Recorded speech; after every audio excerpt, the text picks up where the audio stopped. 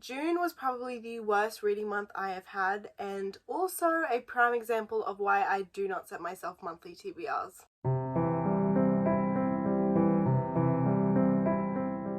Hey everyone, it's Isabella. Welcome back to my channel, or welcome to my channel if you're new. Today we are going to be filming my June reading wrap-up. It's not going to be a very long video, so probably my shortest one yet. Before we get into the video, I would just like to mention that in the month of June I was very busy. I had my 18th birthday, I went to my first Mardi Gras Pride, and I also got my first unit for a diploma that I'm doing, so a lot of study, and I didn't really have a lot of time to read. On top of that, I kind of challenged myself. I did give myself a TBR this month, and I wanted to try and read only LGBT and diverse books. Now, I do read those books year round, but I just thought it'd be fun. It was not fun because the majority of my LGBT books are rom-coms, and that is the last thing I wanted to read. So, reading slump. So, these are all the books that I read in June. I'm kidding, I read 3 books in June. I read 3, but I DNF'd like 4 or 5, and I am going to talk about them in this video because the fact that I DNF'd so many books this month is crazy. The first book I'm going to talk about is actually one that I unhauled immediately after I read it because I hated it that much, and it's a new release, and that's I Kissed Shara Wheeler by Casey McQuiston. I love Casey. I think they are such an amazing author, but this just did not vibe with me. I loved the writing, and I loved how there was that found family aspect that is in all of Casey's books. So I did give this book 2 stars instead of 0. But Shara Wheeler. No, I just did not, I could not.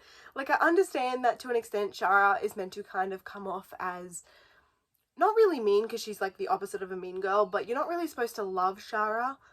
I hated her so much to the point where I like was not rooting for her whatsoever, which is a bit of a problem because the whole book is about Shara.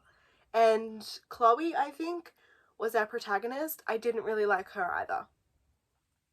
Like, I didn't know, do we like Shara? Do we not like Shara? Like, I was just confused, and not in the way where you're like, oh, I don't really know where this is going, in the way like what is meant to be happening right now. Also, the relationship that forms at the end, not with Shara or Chloe, but the other relationship, which I'm not going to say who, but I was just really confused. I felt zero chemistry between them. I feel like that's really unpopular, but I just did not think that they should have gotten together. I think it was really abrupt and weird, and like halfway through the book I kind of saw it and I'm like, please don't tell me they get together, because that just like it doesn't make sense to me. I don't really know, maybe it's because I was going into this book with such high expectations because I did love One Last Stop, but I didn't care about any of the characters, and I thought that the majority of them were really annoying. And at the same time, I kind of knew the whole like mystery element. I kind of already knew it. It was very cheesy in my opinion. I just did not like this book at all. I do feel like I'm the first person that I've seen to say a negative review on this book. So I would definitely urge you, if you do have this book, to give it a read, because I do think that when it comes to reviews, the positive reviews definitely outweigh the negatives. I just think I'm alone on this one, but it's fine. I did actually unhaul Red, White and Royal Blue too after I read this book, because I just realised maybe Casey is just not for me anymore. I do think their writing is very descriptive, and I just think I'm not really...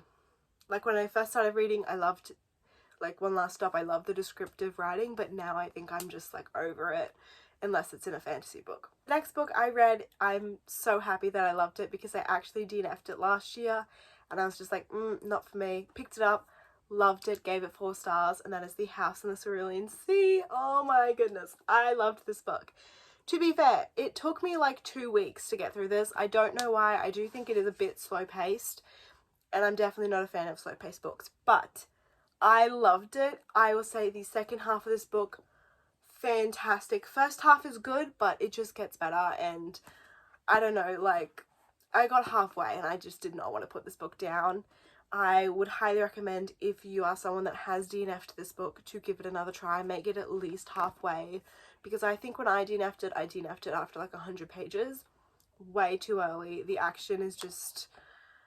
Action? That's probably not the right word. But the found family in this book... Oh my god. I love it. I love it so much. Like... Just thinking about this book, maybe I should have given it 5 stars, honestly. I think the reason I gave it 4 was because it was very slow paced and it took me forever. But, oh my goodness. I realised I did not really go on the synopsis of Sharon, but that's fine because it's not really that... It's not a good book anyway. But this one follows Linus Baker, who is a caseworker for magical youth. And he's given a classified task to go to this specific orphanage that has never really been heard of. To kind of see, you know, if the children or creatures are being cared for properly. And like I said, no one's ever heard of this because it's very, like, excluded, classified, because the children at this specific orphanage are deemed as very, very dangerous. Like, the dangerous as they come, and it is just... It's a roller coaster. This book is definitely not a romance. There is romance in it. So that's kind of why I picked it up, but it is just... I feel like it'd be criminal to call this book a romance book. There is just so much to it.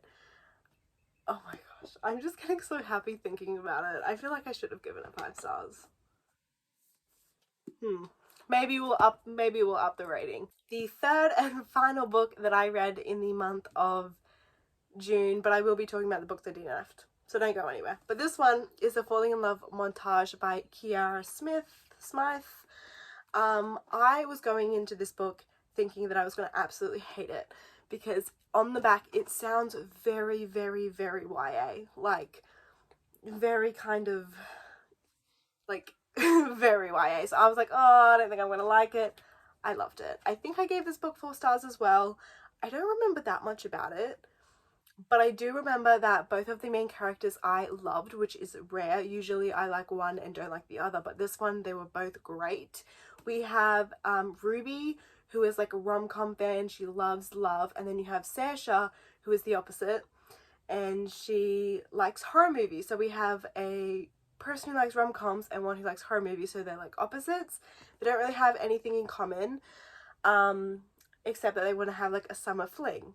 So my favourite thing about this book is throughout the book there are so many references to rom-com movies, and I love rom-com movies, so it was great. And at the end we have like lists of movies, so for example, for like different moods. So we have Unlikely Lovers, Not Meant to Be, Second Chances, Love Changes Everything, Romance on the Side, a right love triangle, like all the different genres, and then there's like movie recommendations for it.